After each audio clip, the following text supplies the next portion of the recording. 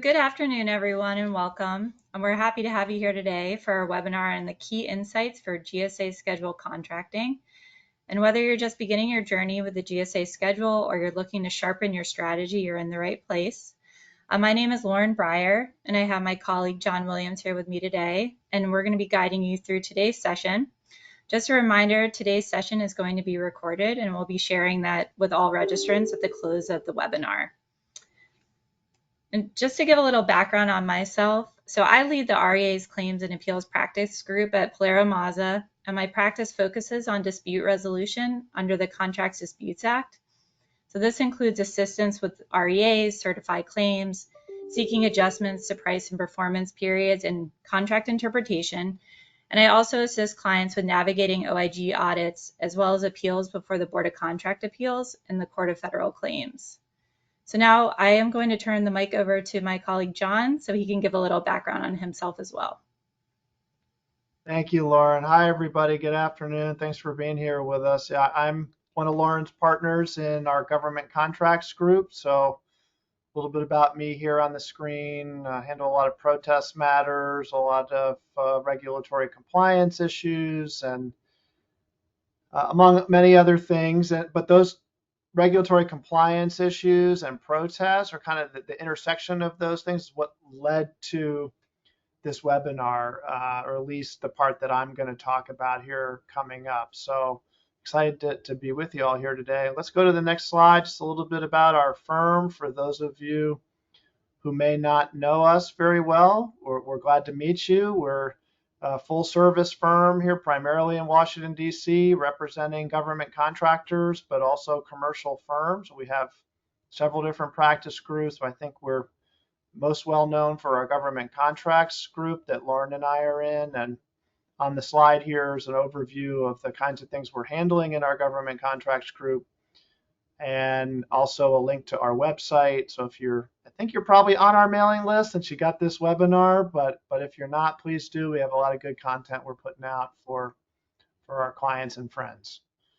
So let's go to the next slide and have an overview of why we're here today, what we're going to learn and talk about during this webinar. So as I think you all know or have heard, there's an increasing drumbeat about the move toward GSA for all things contracting. It's always been important to be a GSA contractor for a lot of firms doing business with the federal government, but that is poised to become even more important for an even broader group of contractors as the Trump administration increases the focus on contract consolidation and moving of a lot of procurements that maybe previously were done by separate agencies into the GSA. So as we were talking about those developments here in the office, we thought we ought to have a webinar series that focuses on GSA schedule contracting issues because a lot of our clients are contending with this. If you're already a schedule contractor, or maybe you're now realizing with the way things are trending, I've got to get on the schedule and I've got to start because that's where the work is going to be. So this is the first webinar in the series. We're going to focus today on labor category mapping. So that's going to be my piece. And then I'll turn it over to Lauren. She's going to talk about navigating GSA audits. These were two of the front and center issues that we deal with a lot for clients. And when we thought about having this series on GSA issues, they were the first that came to mind. The next webinar that we're going to have in this series is on October 2nd. I think that link is already up on our website that you can register for it if you would like. And during that webinar, we're going to talk about a lot of the key changes that are going on for GSA contracting.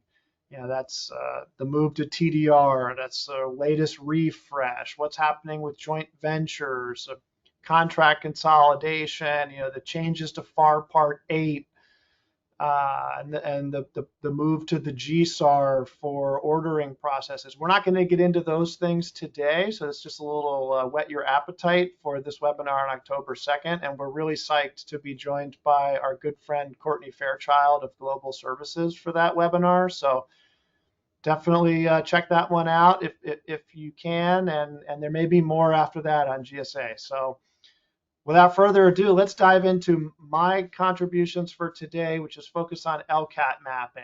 And like I mentioned at the outset, sort of the brainstorm for this topic came out of several protest cases that we've had over the last few years that involve LCAT mapping. And so I think, when you find yourself in a protest and potentially losing work you competed so hard for and invested so much in, it's basically too late for us to change your proposal at that point, right? We can just make the best arguments that we can to win the protest, but the best defense to that type of situation is getting it right up front and understanding, well, if I do end up in a protest over this, like what are the parameters? What is GAO looking at? How are agencies supposed to evaluate this?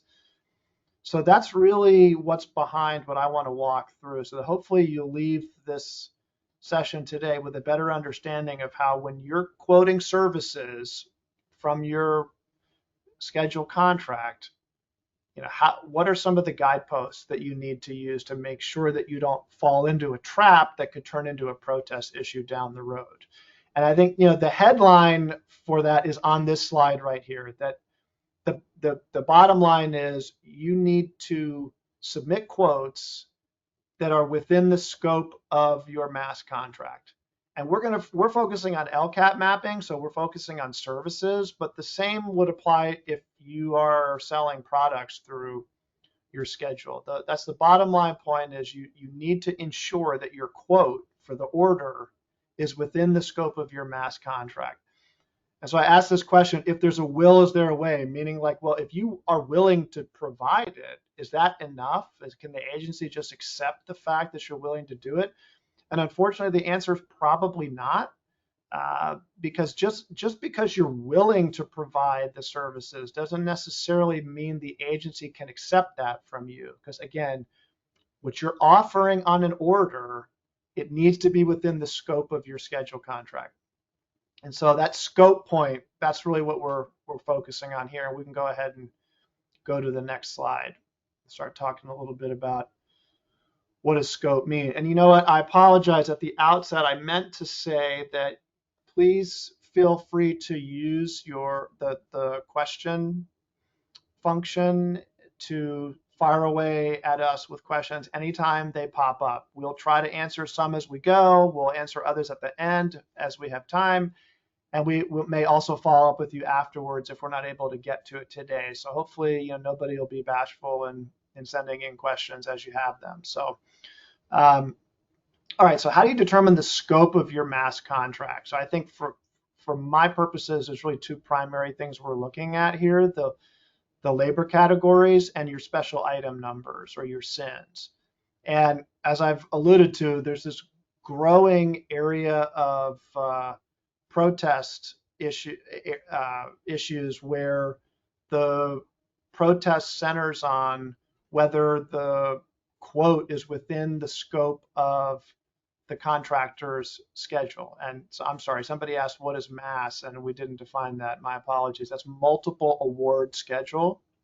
So mass is just it's like an acronym. I'm going to use that interchangeably with GSA schedule or schedule. Also, FSS is Federal Supply Schedule, another kind of interchangeable term, at least for our purposes here. FSS or schedule or mass, we're kind of using them all to mean the same thing here today. So there's this growing area of protest. GAO has shown themselves to be maybe a little more willing to wade into this issue than they are on some other issues. We have had a number of our protests that we filed sustained. It's hard to get protests sustained as a general rule, but we've been repeatedly winning on this issue. And I think that is in large part because agencies don't totally understand what they're supposed to be doing, and vendors don't totally understand what they're supposed to be doing and putting their quotes together. And I think the real risk here is that if your quote is not within the scope of your schedule contract, it's not awardable. So in a lot of other protest contexts we deal with, where there's maybe a flaw in the past performance evaluation, or there's an organizational conflict of interest allegation, the agency can address that through corrective action, and they can a lot of times come out with the exact same award. So somebody files a protest, they've got to go back and redo some part of the evaluation, and then they come out and they award it to the same company. But if you submit a quote that's not within the scope of your contract, that can't be fixed. You'd have to submit a new quote. They'd have to let you submit a new quote. It can't be fixed just by repapering the evaluation. So this is why I think protesters go for this, because it's a potential it's a knockout punch. If you win this argument, your competitor gets completely tossed out. So let's go to the next slide.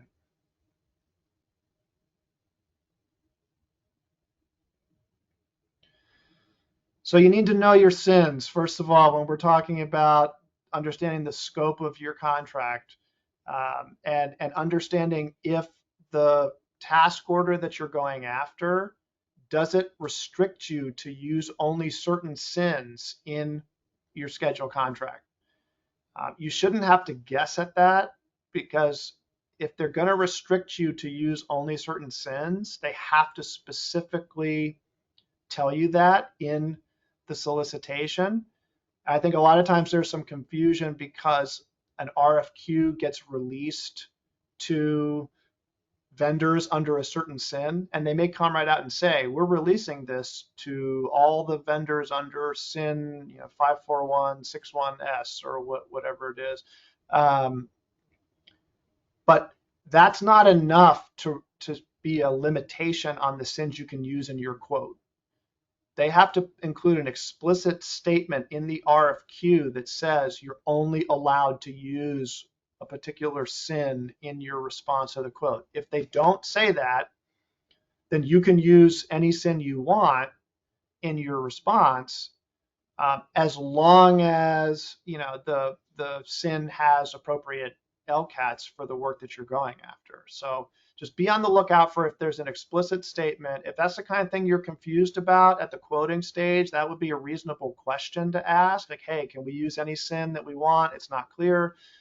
But that's an important thing to understand at the outset, so you know the scope that you're working with.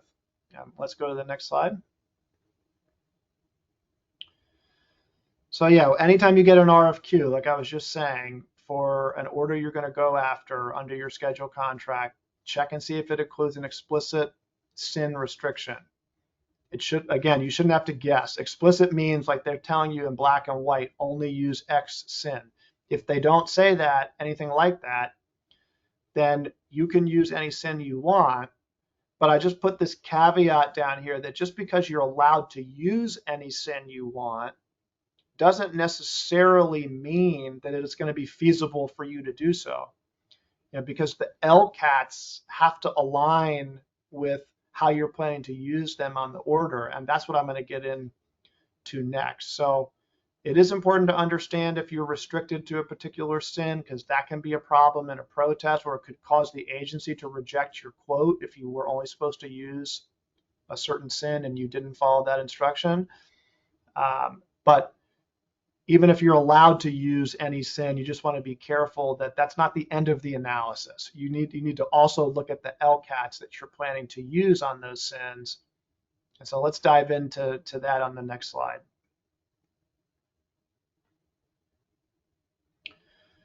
All right, so I'm sure most of you are familiar with mapping. If you have been using your schedule contract to go after services work, it's LCAT mapping.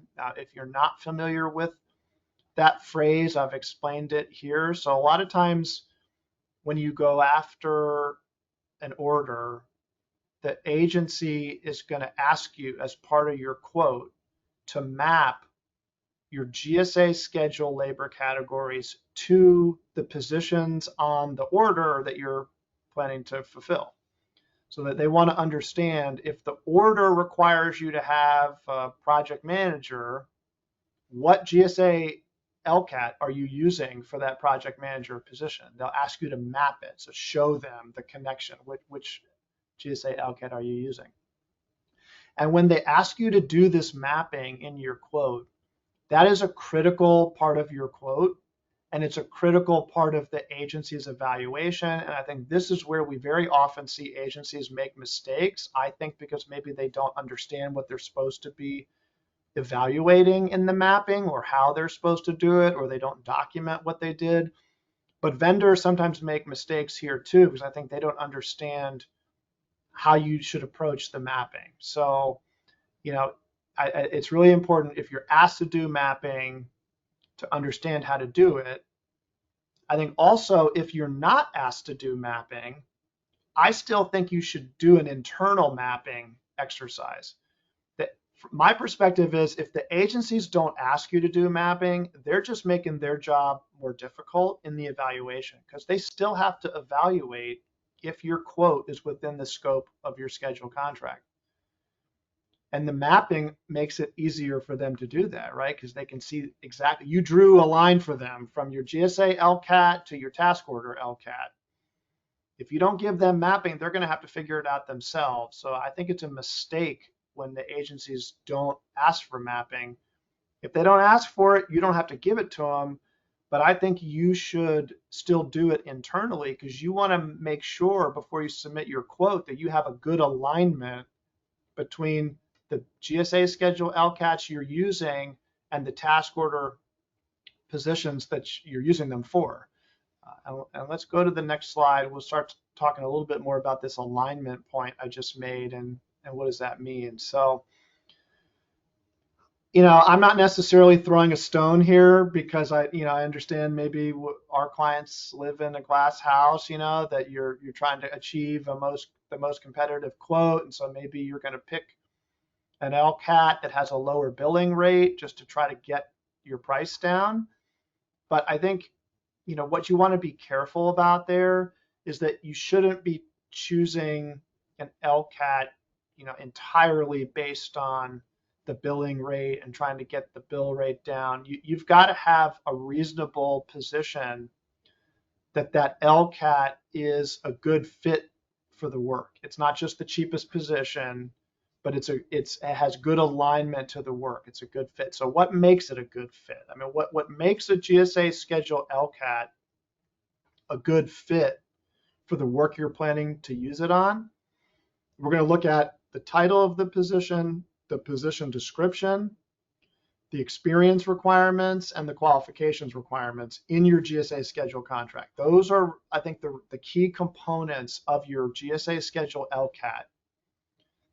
We look at all those components to determine, is that GSA Schedule LCAT a good fit for the task order position you're planning to use it for?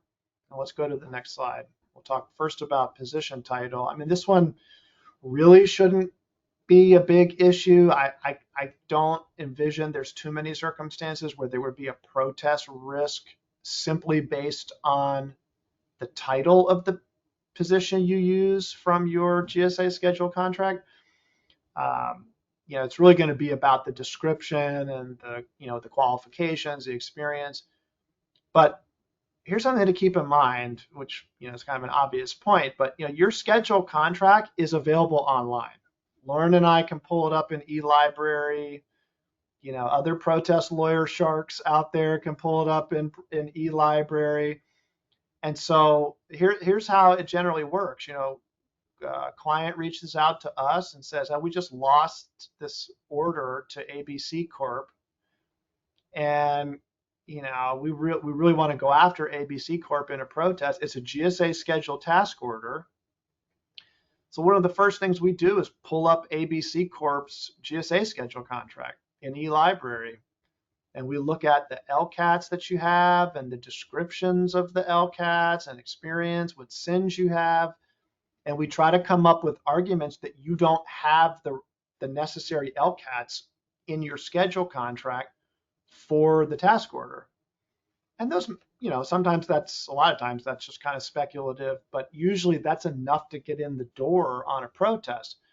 And so this is the one way that I think the title becomes a potential issue, at least in leading to a protest. You might not lose the protest, but I think when a task order requires a project manager position and the company doesn't have any project manager LCAT on its schedule contract, that oftentimes leads to a protest that they can't provide the project management. They don't have an appropriate GSA schedule LCAT for that. Now, are you only able to provide project management through an LCAT called project manager? No, that's not the case. Again, it's going to come down to the description and qualifications, et cetera. But I just think you are maybe more at risk of a protest if you're chasing a certain type of work on task orders and you don't have any LCATs that have that type of work in the title. I had another example where there was a very specialized type of experience that was required, and one of the competitors didn't have any LCATs with the specialized experience in the title of the position or in the description. And so it just made them kind of stand out like a sore thumb that maybe they didn't have appropriate LCATs. They didn't have the scope that they needed in their schedule contract to go after this work. So let's go to the next slide. I mean, again, I don't think the title of your positions generally should be an issue, but there are some circumstances where it could be. The real crux of these issues comes up in the description of the position. That's where we see the protest center. I think that's really where you want to focus your internal mapping exercise. When we're looking at what's the scope of your LCAT and does it have good alignment with the work you're planning to do, it's going to be primarily that description. And so this is what GAO says. If the description of the quoted LCAT as reasonably interpreted doesn't encompass the services that you're offering that position, then your quote's unawardable. So there has to be a reasonable interpretation or alignment between the description of the GSA LCAT that you're using and then what you're going to use it for on the task order. Let's go to the next couple of slides. I have a few examples to help drive that point home. So this is an obvious example. GAO talked about this in a case we had last year where the vendor, they're saying in their quote, hey, agency, we're going to provide that engineering services that you need. So the agency was after engineering work. And the vendor saying, hey, we want to do that for you. We want to provide you engineering services that you need. But in their quote, they mapped some of the engineering services to a GSA Schedule LCAT for linguists. And I think it just gives you a very basic, clear sense. Even if you don't know much about what is engineering or what is linguist, those are two very different things, right? So it's just, there's nothing in the description of a linguist that indicates that position is for engineering work.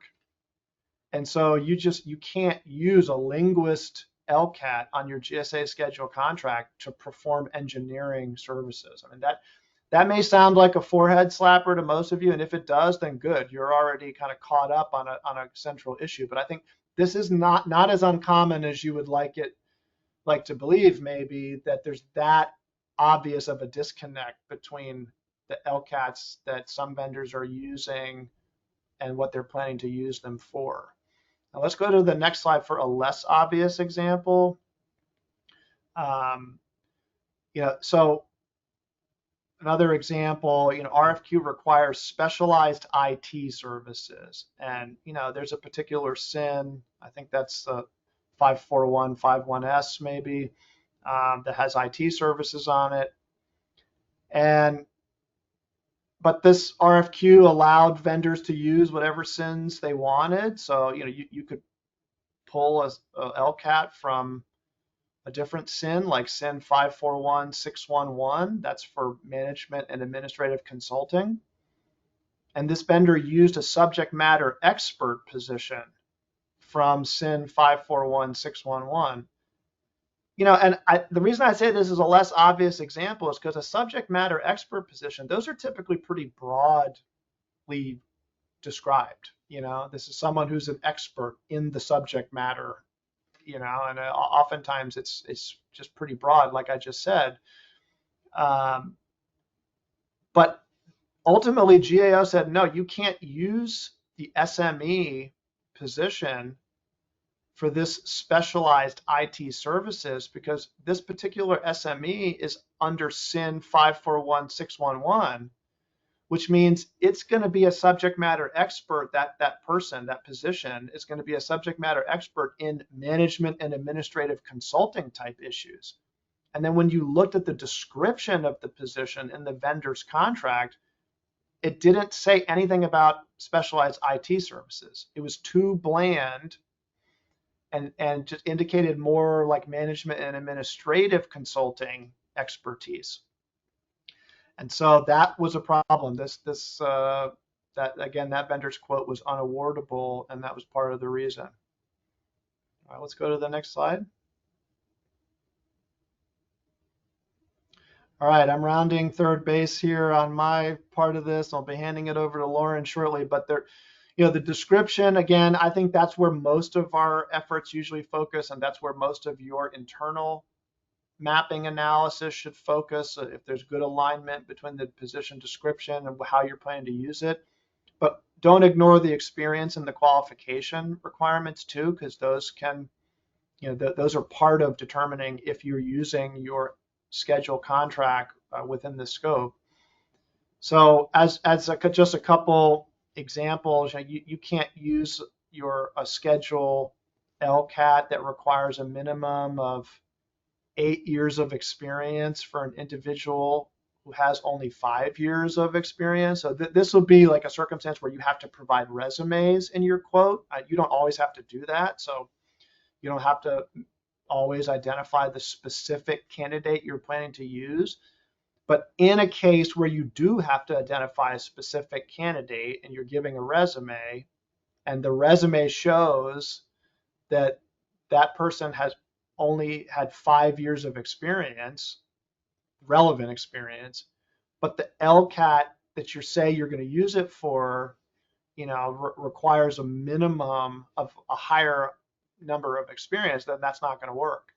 And it's the same kind of thing with the educational requirement. If you have to provide a resume or identify a specific candidate, you need to be mindful that the candidate you're proposing meets the educational requirements and the years of experience for the LCATs that you're planning to use. All right, let's go to the next slide. We got a question here while I'm waiting for the next slide to come up. If an RFP is released on eBuy and it's marked with a certain SIN, is that an implication that offerors may only use a mass awarded under that SIN? So, it may be an indication that that's what the agency is intending, but as I mentioned earlier, the GAO's view on this is there has to be an explicit statement in the RFQ saying that vendors may only use one SIN. So as a general rule, it is not enough that you just look to how it was released to vendors in eBuy, because I know they do often limit the release of RFQs in eBuy to holders of a certain SIN, but GAO has been pretty clear about this. That's not enough to restrict vendors to using only one SIN. There needs to be something in the RFQ itself, ideally, that in the agency's own language says, vendors, you can only use SIN ... for this quote. So if you're unsure, most of the time I don't think it hurts to ask. Maybe there's a competitive disadvantage. Sometimes you don't want to ask, but I think as a general rule, if you're not sure, ask, or you can ask us. If you're a client of ours, you just say, hey, how do you interpret this? Are we only allowed to use one SIN? And that's usually probably going to be a pretty quick answer for us. All right, so just finally wrapping up here on experience and qualifications. We're dealing with this issue on a recent case, so I wanted to flag this point for everybody. So what if an RFQ requires a position to have 7 years of experience, So that, again, let's say it's a PM position and it says, you must have the PM has to have 7 years of experience. Are you allowed to map that to a GSA LCAT that has a minimum of 5 years of experience? So the RFQ says PM must have at least 7 years of experience. Can you use a GSA Schedule LCAT that has a minimum of 5 years of experience? The answer is yes, if your quote clearly indicates that you're going to meet the minimum requirements. So that's the bottom line concern in a protest, and that should be the agency's bottom line concern in the evaluation. Does your quote indicate that you're going to meet the minimum requirements? So there's two ways you could do this. If you have to submit a resume for the PM in this hypothetical, then you need to make sure that the resume shows that PM has at least 7 years of experience. If you're not submitting resumes, then you need to include an affirmative statement in your quote that you're going to meet the minimum requirements. Because if you don't include that affirmative statement or a resume, there could be some doubt about whether your candidate is going to meet the minimum requirements, because you're using an LCAT that would allow you to provide someone with 5 years of experience, but the RFQ requires the candidate to have 7 years of experience. Now, it's, the LCAT on your schedule contract, when it says minimum of 5 years, that doesn't mean you couldn't offer somebody with 7 years of experience in theory. So you would just need to make it clear in your quote. If you don't have a resume that makes it clear, then put a statement in your quote that we are going to meet that minimum requirement using this LCAT that we're planning to use. All right, let's go over to the next slide. I'm going to turn it over to Lauren. Thank you, John. Okay, so we are going to shift gears a bit and we are going to talk about GSA audits. This alone could probably be a 3-part series, but I picked out what I think are the 3 most important or most common areas for audit under GSA schedules. And that is, we're going to talk about defective pricing, then we're going to talk about the price reduction clause and its eventual phase out, but it does have retroactive application, so it's important that we still understand it. And then I'm going to talk about TAA compliance. So we're going to cover those areas, but if anybody has any questions after this on other areas of audit, feel free to reach out to myself or to John. But what is the purpose of a GSA audit? So a GSA audit is conducted by the GSA Office of Inspector General, and there to be an impartial evaluation of activities of contractors holding contracts with GSA.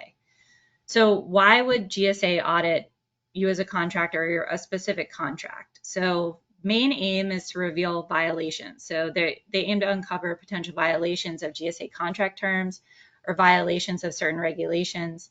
It's to discover areas of non-compliance, like for instance with the price reduction clause, and it's also to verify prices and conditions. So that kind of feeds into defective pricing and how that plays out under pre-award or post-award audits. So when might you be audited? So to that point, you can be audited pre-award if that feeds into defective pricing. You could also be audited post-award, and that's conducted after the contract is awarded, and these audits typically focus on verifying the contractor's adherence to contract terms and reporting requirements. So what overarching types of audits are there? There's program-specific audits, so that's more high level. They're evaluating the program as a whole. They can be contract-specific audits where they're, evaluating adherence to the price reduction clause, or they could be special audits where they're looking at a very specific problem area of your contract, and they'll narrow that down in any particular notice to you when GSA issues a notice for audit. So we can go to the next slide. So audit notification and preparation. So what do you expect when GSA, makes the decision to audit you? So the first thing that's going to happen is you're going to likely get a formal notice from GSA OIG, which outlines the scope and their objective of review. And there's also going to be a pretty detailed request for specific documentation and timeline expectations. just keep in mind that whatever timeline they issue as far as the turnover of any specific documents can be extended. So oftentimes, we'll have a client that receives a notice from GSA OIG.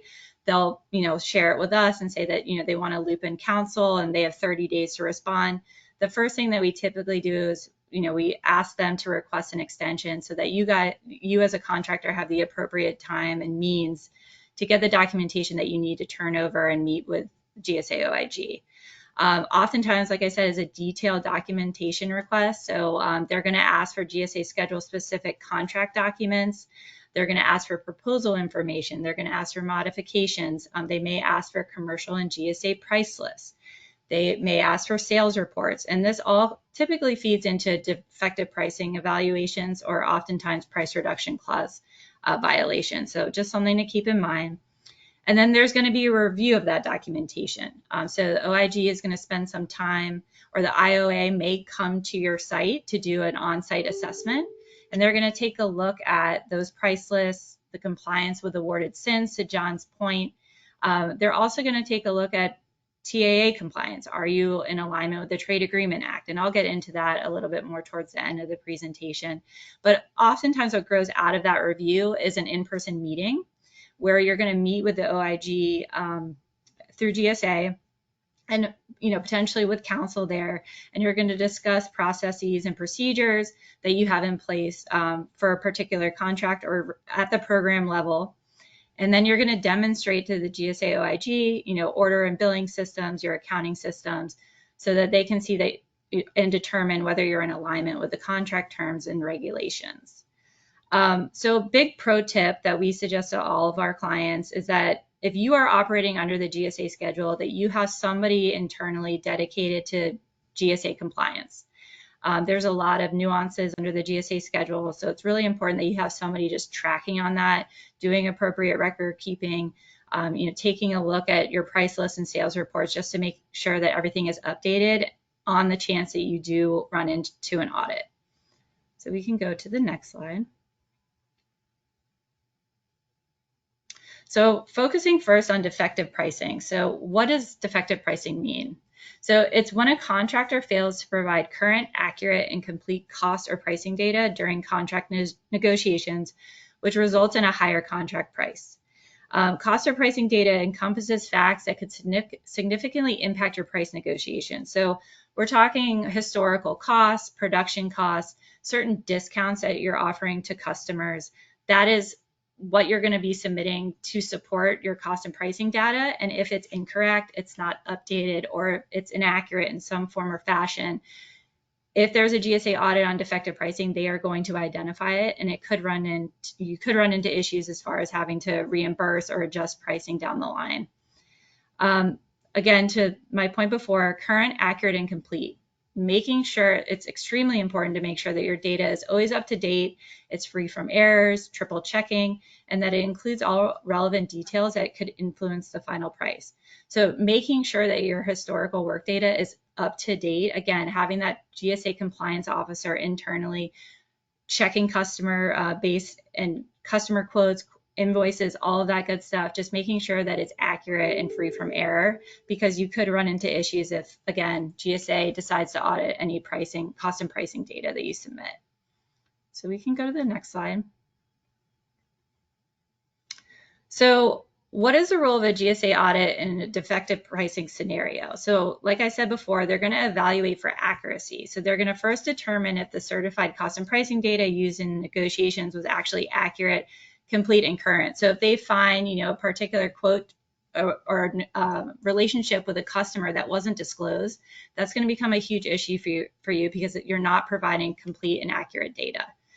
They're going to verify completeness. They're going to check to see if there's anything missing or being withheld that could have impacted their pricing decision.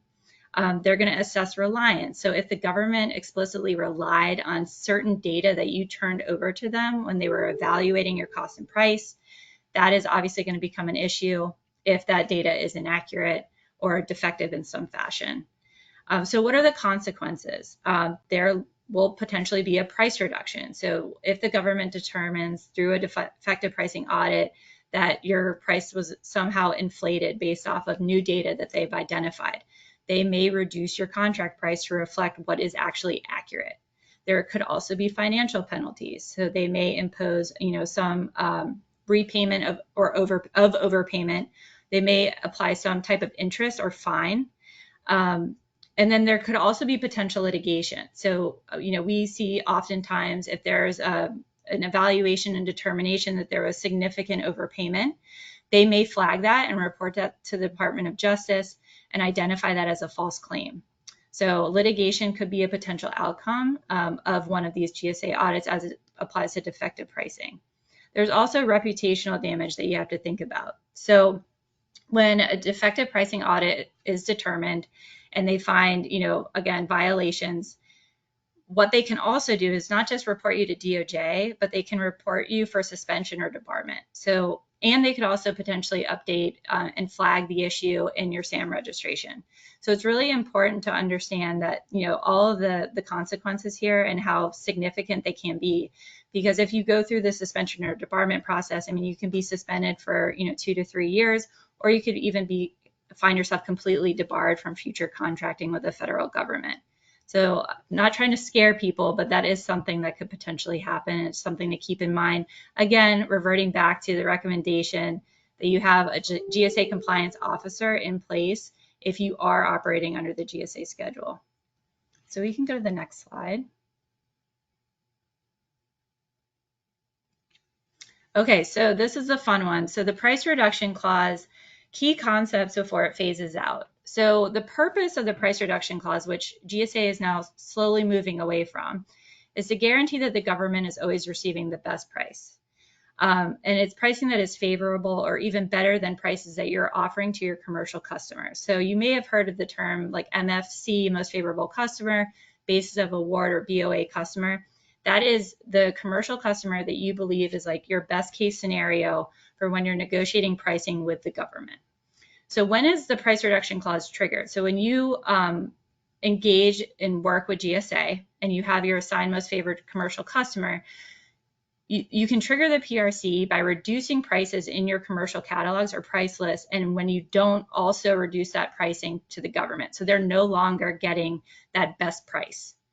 Another way that you can trigger the PRC is not just by offering lower prices, it's also providing some form of discount or terms to the BOA or MFC that is just more favorable than certain terms that you are giving to the government. So a good example of that is like some extended warranty. Say you're giving that to a commercial customer, you're not giving that to the government. That could be seen as a violation of the price reduction clause. And they're going to come after you for potential differences in costs associated with that. Providing special discounts to the BOA customer without an equivalent price reduction to the GSA is typically the most common that we see. But all three of these are big topics of issue when you're going through a price reduction clause audit. So just these types of things need to be kept in mind. Another point to make that we've had questions on is, can you trigger the price reduction clause if you are offering some favorable discount to another agency? So typically that does not trigger the PRC. We're talking about commercial customers here and who you're using as your most favored commercial customer. So it is important to understand that distinction and the fact that you wouldn't be triggering the PRC if you are engaging with other government agencies and providing discounts in a different situation. So we can go to the next slide. So responsibility is an implication. So again, GSA is moving away from the price reduction clause, but it will be retroactive because it was in place, 3 years, for the past 3 years that you've been performing on this contract. So it's still important to understand the reporting requirements for the price reduction clause and its retroactive application. So reporting changes. So you always have to report any price reduction that could potentially trigger the PRC to a GSA contracting officer within 15 calendar days of the reduction's effective date. So this is very, very hard to meet. 15 days is not a lot of time. We've had clients, by the time they recognize it, it's months later, even years later. So this, again, is why GSA is moving away from this, because this requirement is very strict and it's also very hard to follow. So nevertheless, it's important to understand that and how it applies to prior contracts and prior years of performance. So retroactive adjustments. If a PRC violation is identified, the contractor may be required to retroactively reduce the GSA price to match the newly offered discount to the BOA customer. This also can include potential interest charges if GSA is feeling frisky, they want to really go after you. They could potentially apply interest to that as well. And then potential penalties, it kind of loops back to what I was talking about. It's not just, having to pay back the government for the difference in price and discounts that you're offering the MFC or BOA customer, but they can kind of, nail you down with terminations, financial penalties, suspensions, debarments. They can really go after you and even report it to DOJ for false claims violations. So very important, again, make sure you're tracking other reporting requirements under the price reduction clause if it's applicable to your contract. So we can move to the next slide. So the GSA Mass Refresh 27. So this just came out in June 2025. And it's a big topic of conversation within our firm and then just in the federal contracting space in general. And the reason being is that they're moving away from the price reduction clause.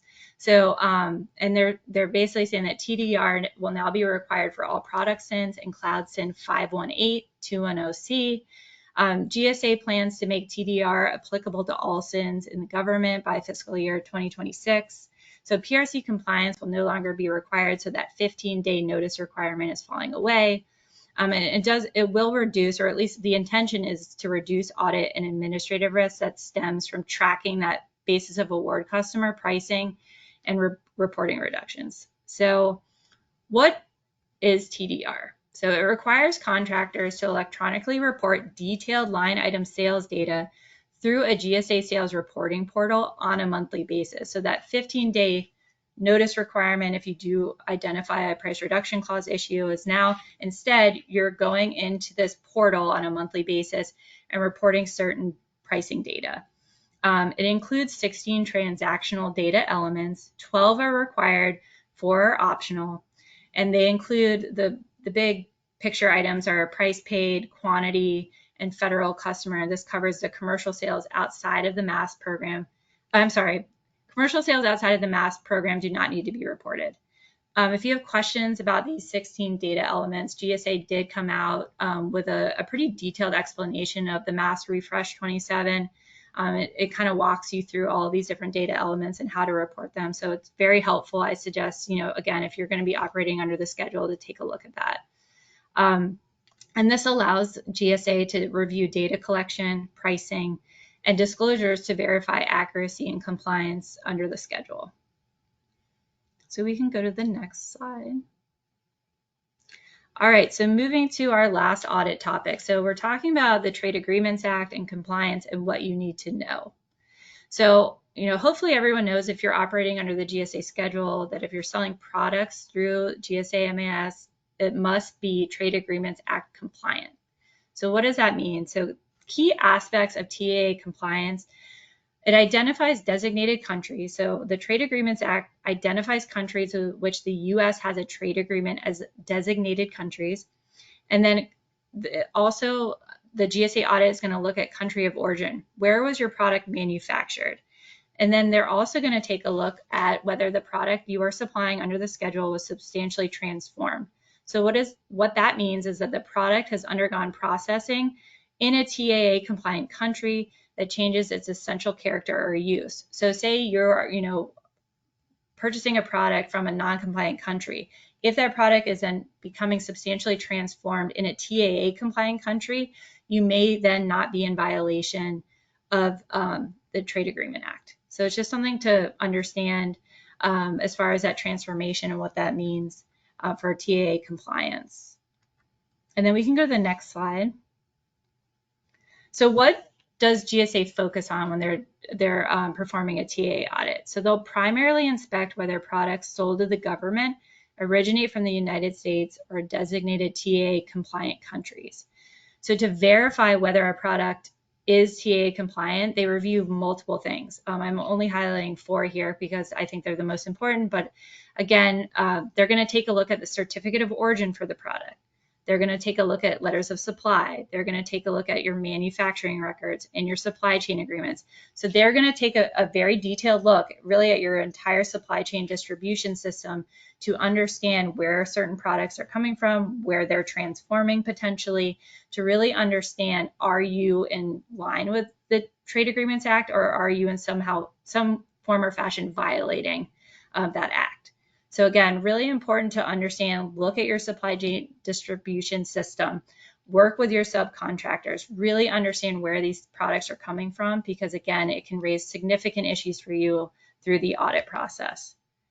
So Yeah, we and can go I just wanted to jump in on this point because we've seen an increasing number of TAA related enforcement actions. I don't think it's just our anecdotal experience here at the firm and unlucky clients that we represent. I think it's an indication of a broader focus by the government on TAA compliance. So when I say enforcement actions, I mean OIG audits like what Lauren's talking about, but I also mean protests. I also mean DOJ and relator filed False Claims Act cases. And, this is an important issue, obviously, if you are the manufacturer. And if you are the manufacturer selling products that you made yourself on your schedule contract, then obviously you should be in a good position to understand your own manufacturing process and whether you're getting components from China, and then are you transforming them in a TAA compliant country. You're on the front line of all that as a manufacturer. If you are a reseller, chances are you have no idea or very little window into your OEM partner's manufacturing process. And frankly, nor may you want to have much of a window into that process. I think it's important as a reseller to have a reasonable basis to make the representation, because you are making the representation to the GSA. If you're offering a product that somebody else made, you're the one saying to the GSA, it's TAA compliant, when you go to get it on your schedule contract. So that is a representation that puts you as the GSA schedule contract holder on the hook. And so if there is later a question about, well, actually, maybe that product isn't made in a TAA compliant country, the inquiry for you as the reseller is going to focus on, well, what did you get from the manufacturer? Like how, reasonably confident should you have been in what they told you? First of all, did you get something from the manufacturer? I mean, I think, you should have gotten something if your product's on the schedule contract, but who'd you get it from? Did you maybe get it from another middleman, so to speak, and not directly from the manufacturer, another lower tier distributor? And then maybe there's a question, maybe they had bad information. What I tell resellers is that as a general rule, I think you can rely in good faith on a written representation of country of origin from your manufacturer. Like if you don't have a reason to question it, then you can rely in good faith on that, but you want to get it in writing, and you want it to be clear that they're telling you the product's country of origin, or they're telling you the product is TAA compliant. Either one of those, if it's clear, if they clearly say the country of origin is blank, or they clearly say the product is TAA compliant, then they're making a written representation to you that you can rely on as long as you don't have a reason to question it. But sometimes you get letters from your OEM that maybe you don't realize are very carefully worded, and they're not actually definitively telling you the product is TAA compliant or what the country of origin is. They're being maybe deliberately, maybe unintentionally vague about where the product is made. And we've seen resellers on the schedule contract get into pickles over that because they just didn't realize that they thought they had a written representation they could rely on. But as it turned out, the language was hedged. It didn't use the right buzzwords. And so you just want to be careful and understand what you should be looking for as a reseller so that you can feel confident that even if that product, it later turns out, was not TAA compliant, that you did what you were supposed to do and you had a good faith basis to rely on what your OEM or your downstream partner told you. Yeah, thanks, John. Those are all really good points. So I think we're hitting the end. I think I have one more slide, and then we can answer some questions if anybody has any. So to John's point, just some pitfalls here. So common mistakes include incorrectly identifying the country of origin, or misinterpreting substantial information, failing to keep thorough records to prove a product's origin and TAA compliance. That's extremely important. Just making sure that you're doing appropriate record keeping, and just not confirming compliance with subs. We see that quite often. Just again, understanding your supply chain distribution system, who you're working with, and whether or not they have appropriate record support. So we, just in the interest of time, can go to the last slide. So how to stay audit ready. So big picture points. Maintaining meticulous records is the most important. Making sure that your documents are organized, that you're keeping digital records secure, that you're tracking sales accurately. Again, that is the big one. And again, having that internal GSA compliance officer, very helpful. And then maintaining a log of changes to offerings or contract terms, implementing robust compliance monitoring, fostering a compliance culture. So just making sure that your team is trained up on contract terms, pricing policies, documentation practices. I did a GSA audit on a price reduction clause violation, and we were working with some employees, and they just didn't even understand the concept of the price reduction clause. So how are you going to be able to be compliant if your team doesn't even understand how that operates? So again, making sure that you're reading the regulations, that you're understanding, especially as GSA is evolving and moving into new territory, even more important to really understand those regulations and how they're changing. Conducting regular internal reviews and engaging with GSA resources. Like I said, going onto the GSA website, understanding the mass refresh, extremely important. And they've done a pretty good job of providing some detailed information and really breaking it down as a step-by-step process so that you can get on the schedule, understand how the schedule works, and just understand the basics. So make sure that you utilize those resources to your advantage. And then I think we're at time. I know that John and I had answered some questions on the question box. Just looking. Yeah, take a look and see if there's any more that we can answer now. If we don't get to them now, we'll try to follow up with you folks that submitted questions. So, yeah, I'm looking at this one on the TDR reporting. So I haven't cross-referenced it against the STARS 3. So I can't answer that. I'm happy to take a look at it to see if it's in any way similar. I mean, it potentially could be. I just have not run that to ground.